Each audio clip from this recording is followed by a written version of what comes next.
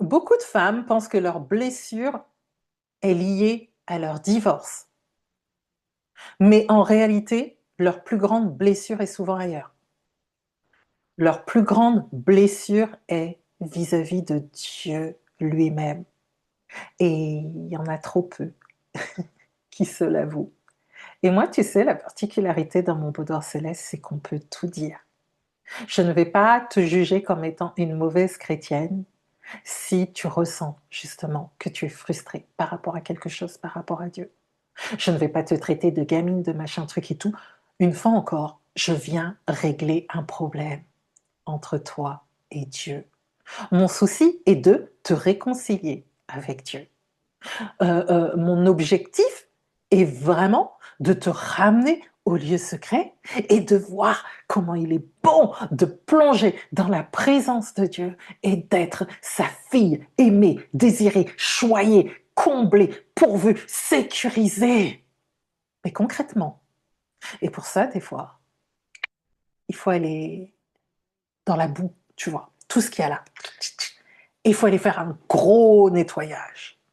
Est-ce que tu veux faire ce gros nettoyage? Ou est-ce que tu veux continuer ta vie, comme je dis, dans une pseudo-hypocrisie spirituelle, en disant Seigneur, je t'aime, de là, mais ici, il y a des choses à régler. Et Dieu m'appelle dans mon mandat prophétique du mystère caché du cœur de Dieu, de régler les problèmes de cœur entre lui et ses filles. Tu comprends? Donc cette blessure vis-à-vis de Dieu, ces femmes la vivent, et je suis sûre que tu la vis aussi, parce que elles ne comprennent pas, je te dirais, pourquoi Dieu n'a pas arrêté ce qui était en train de se produire. Elles ne comprennent pas pourquoi leurs prières n'ont pas été exaucées. Elles ne comprennent pas pourquoi elles ont dû assister à l'effondrement de leur foyer sans voir la main de Dieu intervenir comme elles l'attendaient, alors que Dieu est le divorce. Tu comprends?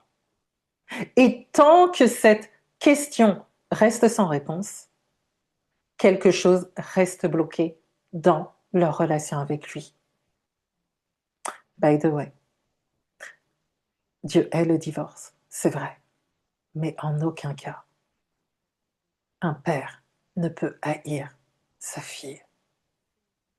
Tu es aimé et Dieu désire te ramener à l'ombre de ses ailes.